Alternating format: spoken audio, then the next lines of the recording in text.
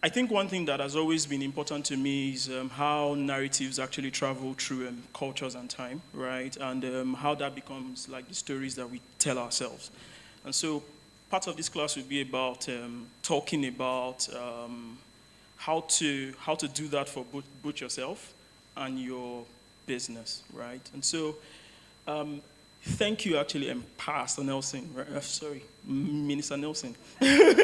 Right? Yeah, but it actually works because he's actually a good shepherd himself, actually, to his team, right? And so I realized when you were talking about being someone who is a custodian, right, and being able to influence on a higher level, in a sense. Recently, I had a client I have a client, right? I actually designed some work for him, was going to put out like a press conference in Kenya, Nairobi, right? And so we had done the designs and everything, and he came back to say that he wants it to be more flashy, right? So he's using the blockchain to sell real estate, right? So it's called tokenization, right? And so in that, so I realized, number one, I was very tired to redesign the entire thing. But the samples that he sent to us had a different perception of his industry that I did not want him to get stuck in, right? And so I texted like very long. I said, the problem with this kind of design is that it closely associates itself with crypto, which is now a dying my industry in a sense. And you want to build the kind of trust that helps you go the distance for a long time. And as soon as I was done, the client said, "Thank you for enlightening me." To be fair, I at first I responded because I did not want to go do the work again, right? But as soon as I actually was done, I realized that actually this is true. If we designed for you like this, people will think it's another thing that is driven by hype and cycles, right? Yeah, and all that. And so that has been much of my work. And so number two, I teach. Okay, it's not going again, right? So I teach in a teens church, and so a lot of the slides that you see will have that kind of expression actually, right? So enjoy. Next slide. So bara is Hebrew to create, right? The only time we see the word bara is when it's used with God, right? So because he's the only one who's able to create from utter, like nothing, right? And so one of the reasons for this class is to pretty much get us to that point where we see ourselves as creators, right? And not hide behind the shell of, oh, I don't know how to write, I don't know how to design, right? Or I don't know how to create a presentation, right? Something I've been impressed by is the fact that we have sermons in church where people bring presentations, right? And I'm thankful actually for it. And so, in a sense, when God says, "Let there be light," at that time, light was unimaginable, right? Like, if God has not thought it, it doesn't exist, right? So let's go to how His Spirit begins to influence different people to actually create throughout Bible times. I'll try to be fast. I made a lot of slides. I have a bet that I might be able to finish on time, all right? And so we see Joseph, right? We see a teenage boy first, right, who is able to dream, right? And then subsequently will be able to interpret dreams. But such is Joseph's life that we hear about a guy who is able to interpret dreams, right, one. Two, he's able to advise a nation on how to store grain for 7 years of plenty and 7 years of want. I've worked in agriculture, and I've actually been very puzzled how you can store grains for 14 years, right? Yeah, and so that kind of creative ability, right, is definitely God-given, right? One. And then we see that not only is Joseph able to dream up, think about these things, he's also able to strategically acquire the lands of Egyptians to now be under the control of Egypt, right? And so in a period of 14 years, people were exchanging their lands for food, right? Right. Yeah. So let's go to David, right? We see a teenage boy, right, who in a sense becomes a warrior, right? One, he's first a shepherd, becomes a warrior, he's a musician. In fact, I was reading some facts about the kind of musical instruments I created. That in modern times, if you had put David in a room, so he designed a total of 4,000 musical instruments in his day. He created Israel's first choir, right? It still exists, actually, the 288, right?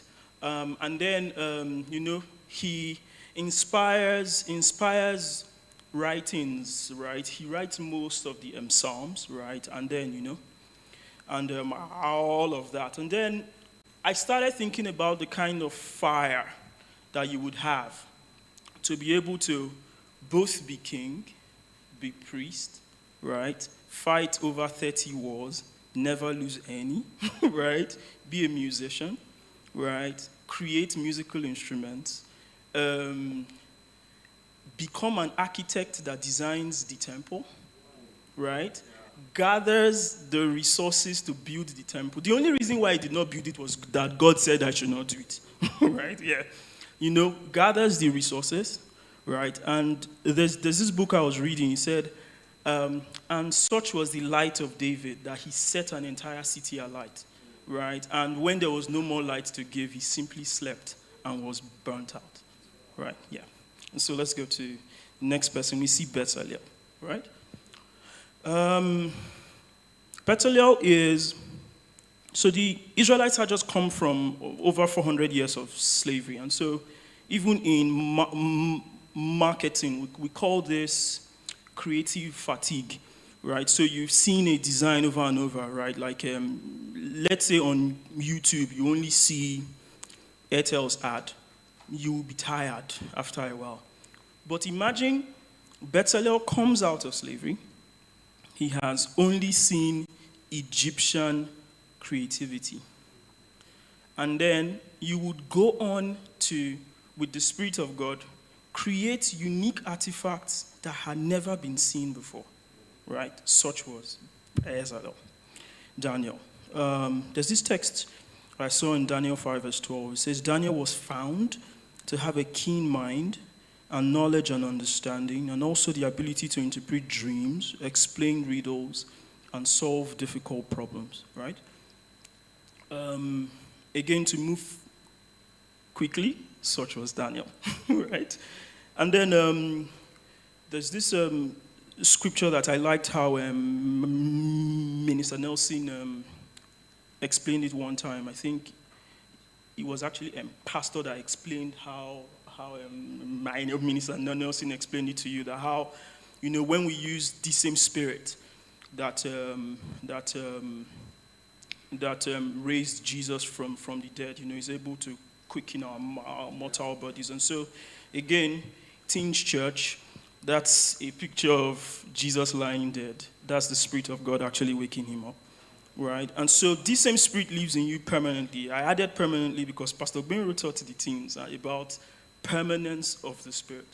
So all these people, they had flashes of God's creativity in different sets of time and were able to create in the nature that they have, right? But now we have this same Spirit in us. So next slide, yeah, we all have the creative Spirit of God. So I'll get into our talk now.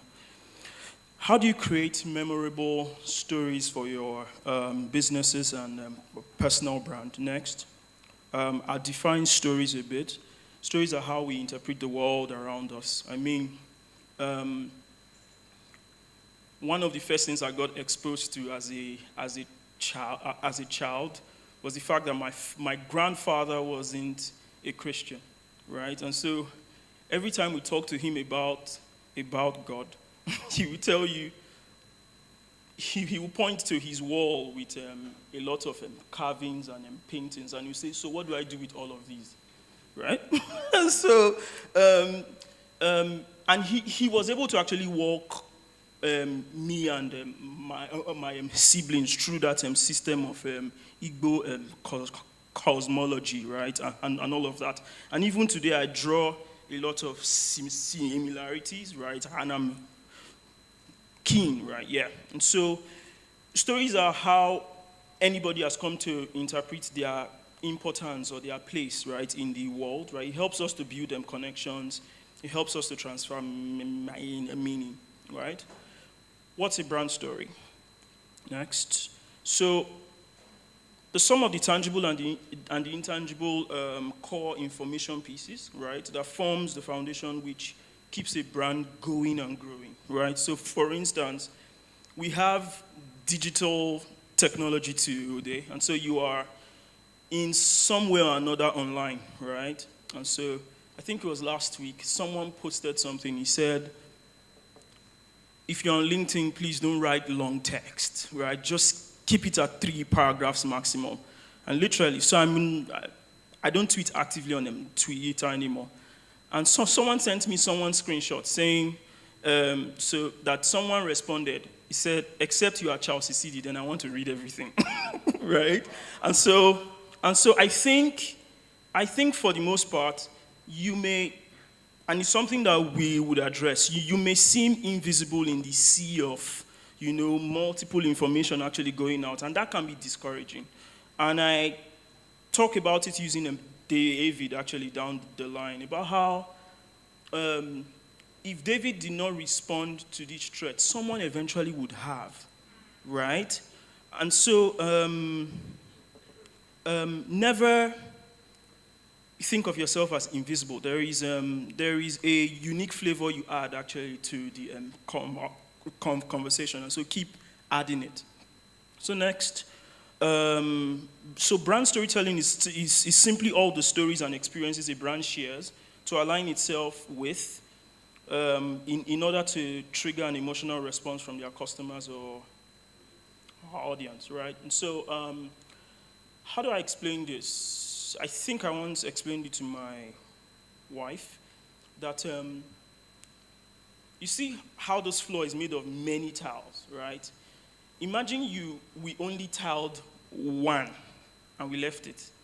Like, we just put one tile at this extreme and we left everything else bare, right? It doesn't come together beautifully. The brands you love and you trust are people that are brands that have gone the distance to pretty much, like tile the whole room, right? Like, keep telling the stories of their heart, what they represent, and to keep saying it as often as you need to, right? And so that's how anything becomes recognizable. You actually go from the extreme of thought to being able to brick by brick, right, build out something big. And so the next slide here I was talking about Lego toys, right? So my son has a number of them, right? And every time I build something for him, he's always quick to go and scatter it and build his own. His own is never that fine, right? But yeah. And so, if you find a single block of it's probably not useful. But when it's many and you put it together meaningfully, it makes sense, right? And so when we think about brand, for us and our businesses, the way we should think about it is putting all your clusters of stories, experiences, ideas, right, into things that fit into a beautiful image. It will take time. Yeah. And so, where do we start from? Let's skip 2 slides. Okay, next one. Okay, so the Spirit of the Lord is upon me because He has anointed me to proclaim good news to the poor, right? He has sent me to proclaim freedom for the prisoners and recovery of sight for the blind and to set the oppressed free. First, I want to identify with everybody in the room that the Spirit of the Lord is upon you. And so the next slide, I would explain what that does. So think about you and your business as God's restorative plan for the earth, right? And so recently we had so this story might not fit, but I hope you get the message. So recently I had a pitch. I'm actually go back to the slide. Yeah. So recently I had a pitch, and when we're done, the budget for that project was about 6 million. When I went to the presentation, I realized that the client didn't know what we were going to offer him. He just had ideas and just wanted to poke the thing to like reduce the price at the end of the day. And so when I got back home, I called my teammate, and I said, I think we are not going to take this project because this person does not, even if we get this pitch, this person does not understand what we want to do. And they are always going to demand for something that we did not promise that we will give them anyways. Plus, we're already November 25th. If we take this project, we'll walk through Christmas, and I want you guys to rest, right? And so we sent them back to say, hey, we can start this project in February next year, right, if you guys can wait. But at the end of the day, I realized that one of the reasons why I started Atarodo was because I realized that and through the last 3 years, I had a deep sense of responsibility to my people, right? And it always sort of came first, right? One. And then I wanted to tell brand stories in a way that it's not just, oh, we've already posted on them social media, right? This business should get a sense that we are transforming them culturally, right? Yeah. And so, next.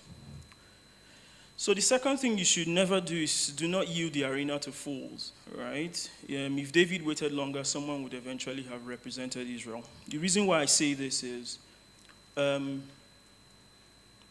because I don't use Twitter anymore, I usually get screenshots of the arguments, right? So after I get it, I realize that I'm not as angry as I used to be before, right? And so,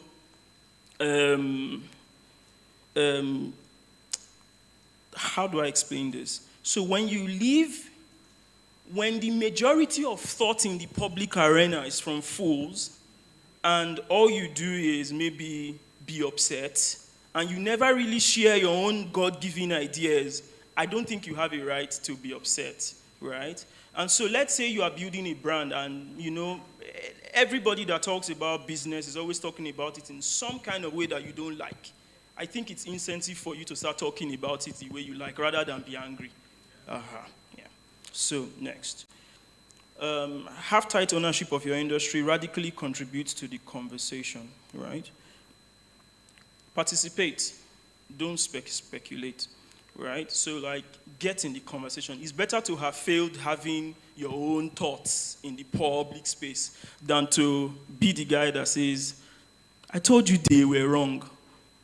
But we don't know why you are right, yeah? And so, and how does this apply in real sense? So for instance, you are building a business that maybe helps parents to be able to teach their children how to be financially secure, right? For instance, that's your business. Something I say often to every client is that the business that creates a lot of content will eventually win, right? If you go to Shopify, for instance, Shopify has over 30,000 information pieces on how to do business globally, right? If you don't start creating today, you almost never be bigger than them, right? And so, have title contributes to every conversation that is happening in your my industry, right? And so, what does that look like?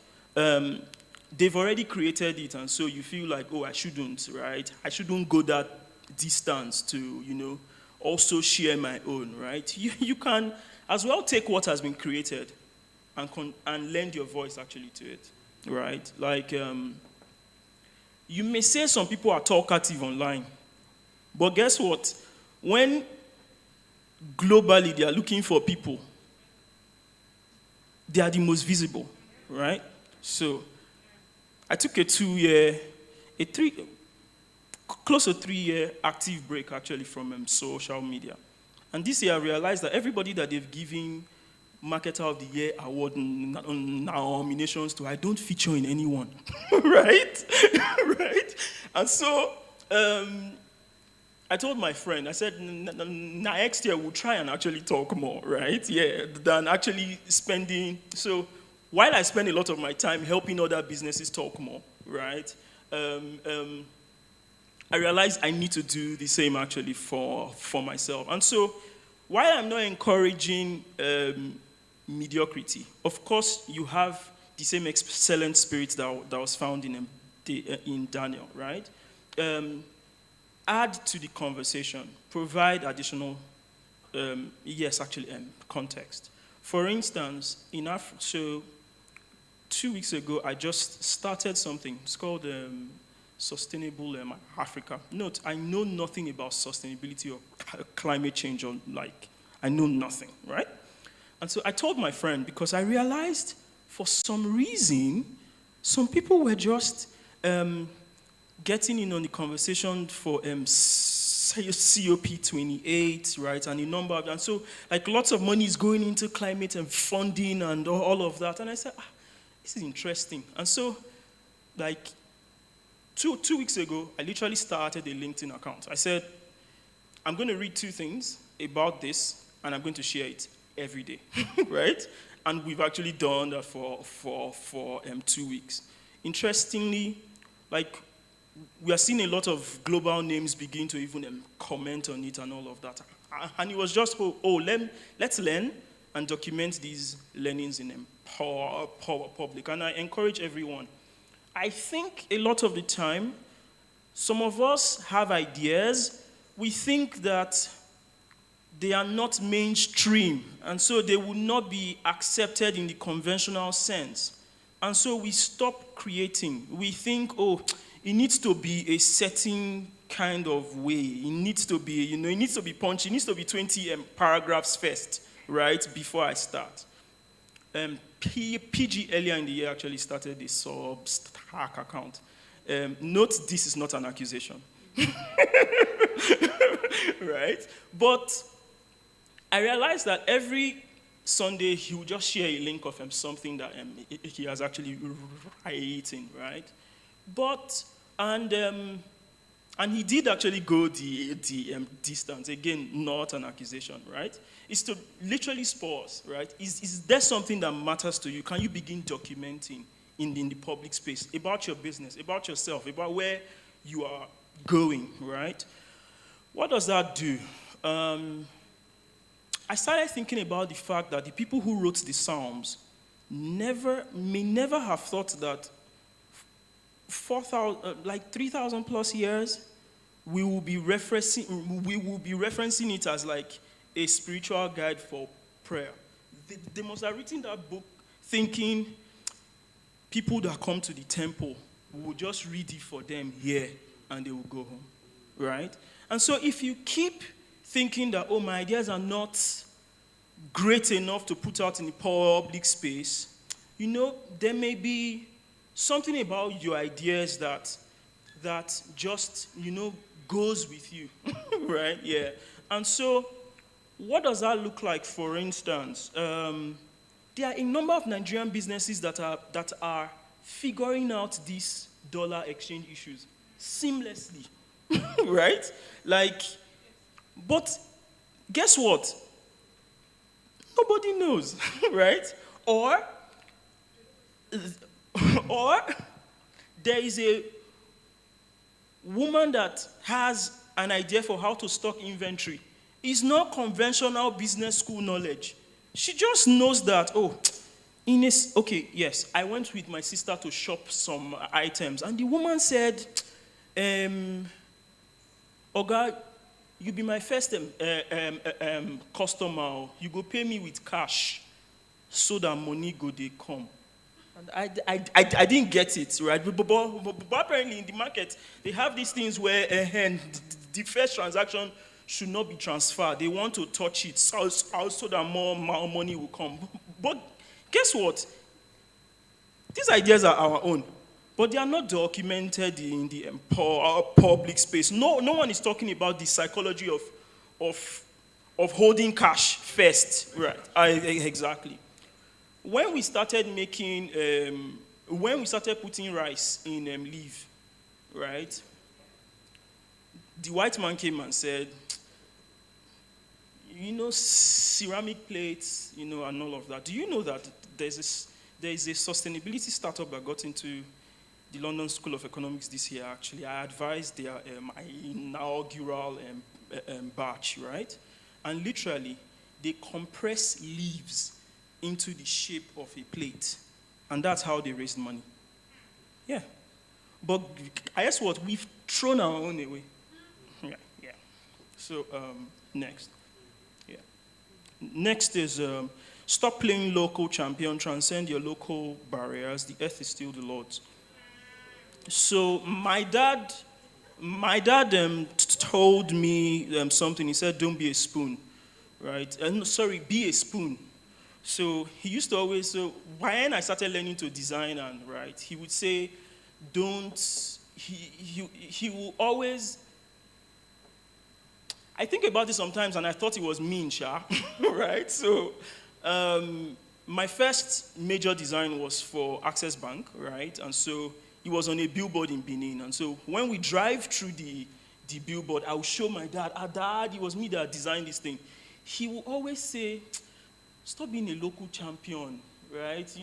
Well, in hindsight, I get it now. But, maybe some encouragement would have helped. And I'm happy that we are going through godly parenting now, right, in church, right? But, you see, he would say, be a spoon. Because when you go to China, if you see, if a Chinese man sees a mortar and a pestle, he would think it's art, it's antiquity.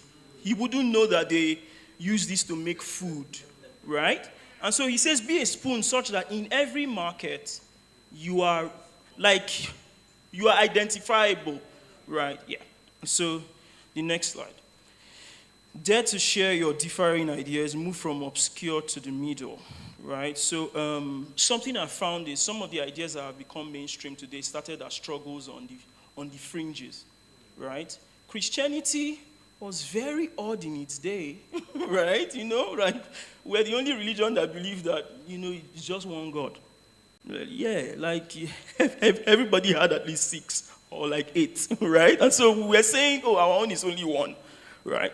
And so this tiny group of people in Roman Palestine at the time would insist for years that God has come. All this one that you people are praying for a God to come. Our God has come. He has died for us. He has gone back. Right? And guess what? That idea has moved from the extreme to the middle. And so think about your business or your personal brand like that, right? Talk about it until your ideas become mainstream. Again, this is hard and it's going to take you a long time to do, but, start. Next. Pastor Paul Adefarasin taught me this during foundation school at House on the Rock. He would say, excuses are valid monuments of nothingness, right? Nothing happens when you make excuses. And he says it like this, excuses are monuments of nothingness. Those that use it are not wise, right? And so I wrote here, I said, what if the psalmists waited for Grammarly before publishing? You see, your excuses to not do things will be valid, right? In fact, earlier in the year when PG actually started his blog, he would say, so a lot of his designs were actually prompts to DALL-E or so, right? And so he didn't have to wait for a great design actually before he started. And so excuses are valid, but nothing actually comes out of it. Next, Create more than you consume, create more than you criticize, right? I'm not going to say anything about that, just move on. Stop censoring yourself. Your ideas and stories are a unique force that has the potential to shape the world, right? So when I think you need to think childlikely about how you build your brand. I'll give an example. I've managed the Africa FinTech Summit for 2.5 years now, right? When we started, it was less than 1,004 followers on LinkedIn at the time. And so I remember when I came to the team, let me tell you guys how I had that job interview. I was going to Banex when my colleague said, "Oh, there's a group of people that would like to meet you. Can you have a meeting?" I said, "Okay, just add it to my calendar." And they said, "It's already on your calendar. It's happening in 10 minutes." And so I literally entered one of those stores in Banex, went to the back, and looked for a white background, right, and had them decall, right? And that was how we actually got that contract. And for the longest time, I realized that what we've done is literally, so you always, people are tempted to believe that the only kind of content that you can put out are the ones that you create yourself, right? So I have to have written this poem first, or as a poet, I always feel like, oh, it's only my poems actually that should feature on my social media account, right? And all of that. But why can't you begin reviewing other people's poems? Start there, right? And so what we did for the FinTech Summit was literally we decided that rather than just use internal content, we're going to share every content from every FinTech in Africa doing ambitious stuff. It's 2 years today, and it's actually 2 years around this, it's 3 years around this time. And we've started a newsletter that has gone over 50,000 subscribers. Note, FinTech is a niche industry within tech, right? We've organized a conference twice a year that has done over $1 million in sponsorships and has done well over 200K in ticket sales. Note, my founders will always say, we did not used to do this business like this before you came, right? Yeah. And so, what makes a brand story good? Next, great stories are personal. They are relevant. They are intellectually stimulating. They are emotionally resonating. Please scroll. Yeah. Next one. Yes, your audience needs to see themselves in your stories, so don't alienate them, right? So as a business, talk from the point of view of the person that's going to buy from you, right? People appreciate stories. Next. Okay. People connect better with brands who sound like they could be their neighbor or friend, right? And so, as humanly possible, make it human, right? Next. Next, please. Next. Stories should be helpful, right? And so, today, I'm literally going to spoil everyone. The industry segment that you play in, if you give yourself 52 weeks from next year, from this weekend, right? To write, let's say, it doesn't have to be long, and this is the temptation that people have to sit back, right? Let's say you are in real estate. If you decide today, you're going to talk about, let's say, 1 or 2 things a week around mortgage, around how to get your CFO, right, and all of those things. If you start today, right, you find that if you do, let's say, 2 content pieces a week, at the end of the year is 104, right? There's a client that we have today that literally discovered us on the web, right? It was scary for us because we never talk about what we do, right? And so I was like, okay, let's actually have a meeting. And in 2 meetings, we actually closed. And so I think I wouldn't go too far. If we have any questions, actually, let's ask. Income done.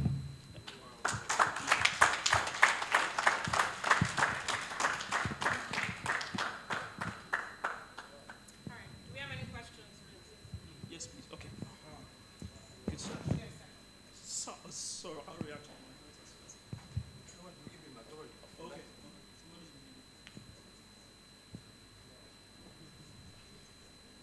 okay. Scroll up till the end. No. Hello? Okay. Should I stand up? Yes, please. Ma'am. Okay. So, my question is going to be all in one. Mm-hmm. So, but try and, you know. Mm-hmm. So you said excuses for not doing things will be valid, yeah? Mm-hmm. So I'm into the real estate industry, and I have quite a few ideas. I see these days, I see myself, having this passion for the commercial sector of real estate instead of residential, which is, what is expected. I went into real estate with the mindset of, okay, let's make money. But I'm already building so much capacity in it that I'm beginning to segment it. I'm beginning to understand, okay, warehousing, just the commercial sector mostly. So I don't post on social media.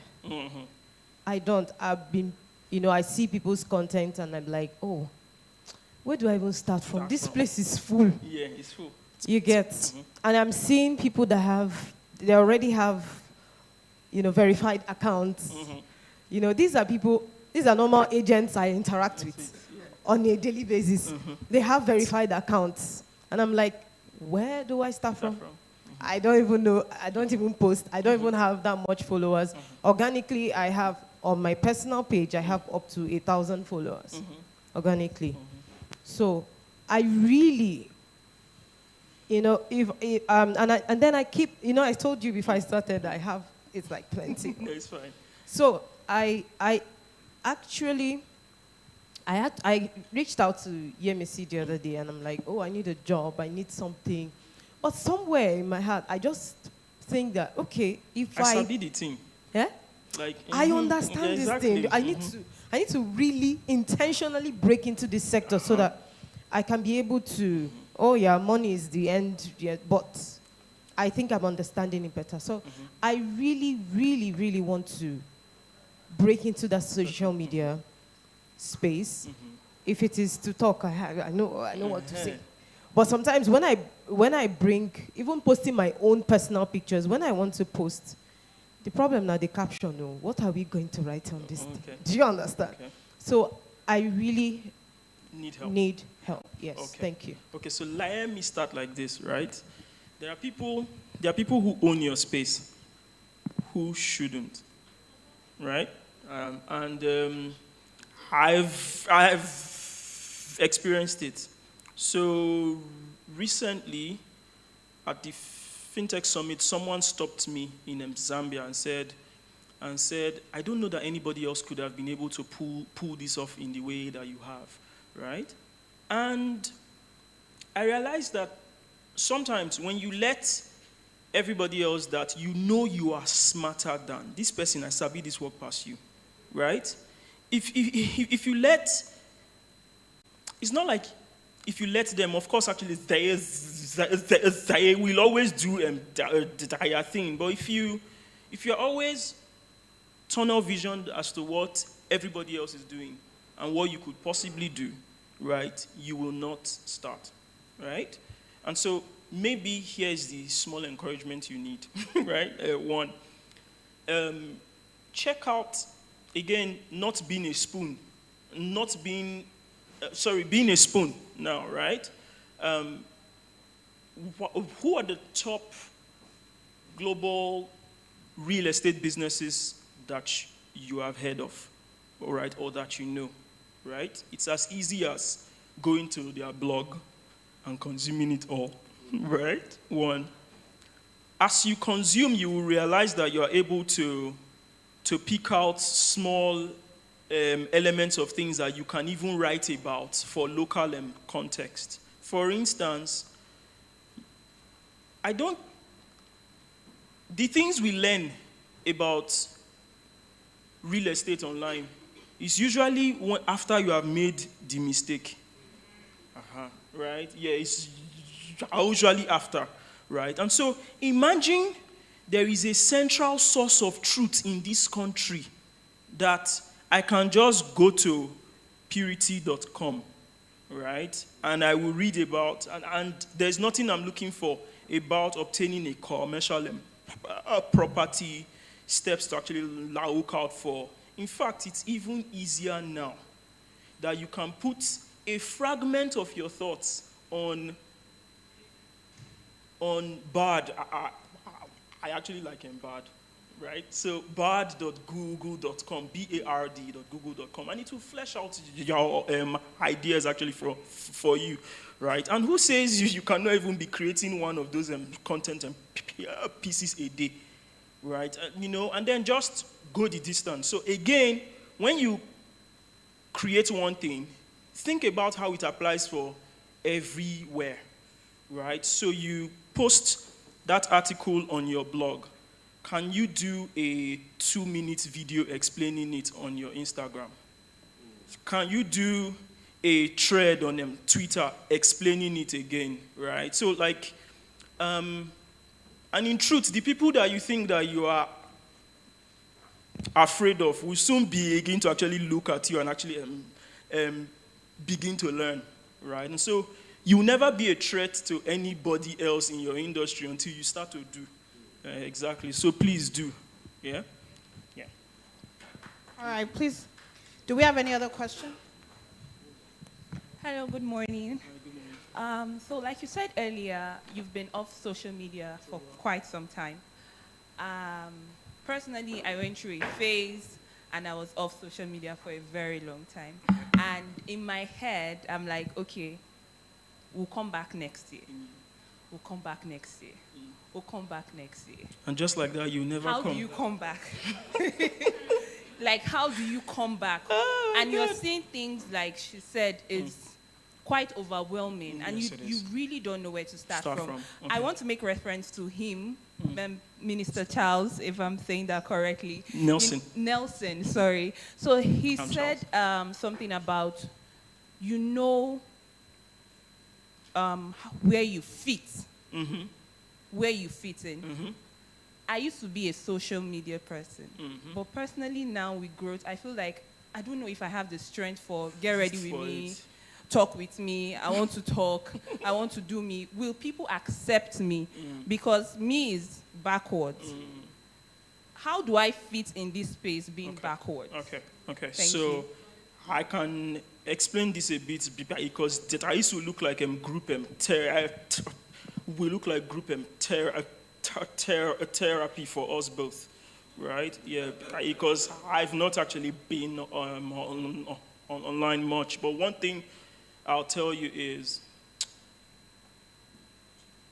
this: I get a sense, even for me, that sometimes when I have an idea and I don't share it, I feel like there's somebody that needed it, that is not going to get it, and that idea will not travel through time to help people, right?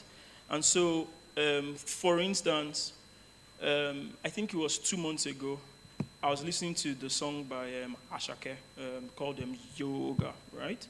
And in the song, he said, who go there for you, who go there for you, no go, let go or something, right? And I instantly had the inspiration that, I like the idea, but it's not a great idea. And so I wrote about how I thought that sometimes who should be with you can also leave, right?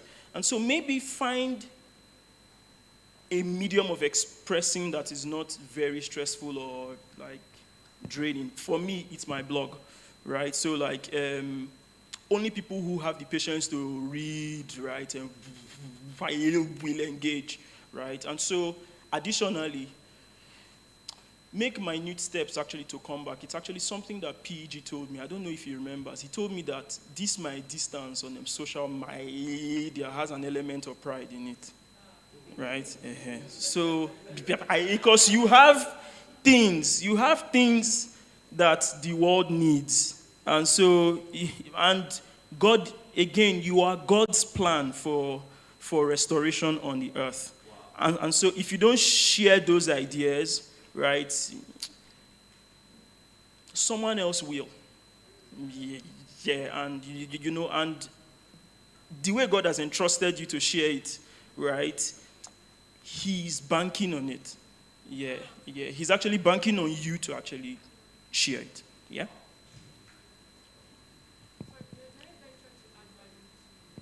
Okay. Okay, so I think that a lot of trends on... Do I have to stand up? No, Okay. it's fine. A lot of trends on social media were started by someone, and then it became popular. So if you're trying to get on it, someone else's trend, you feel backwards because it's not yours. But if you put your own thing out there, the people that are for you will meet you where you are. And then you, whatever you put out will now become a trend. So my advice is just going to be you. You've got something that someone needs, just like you said.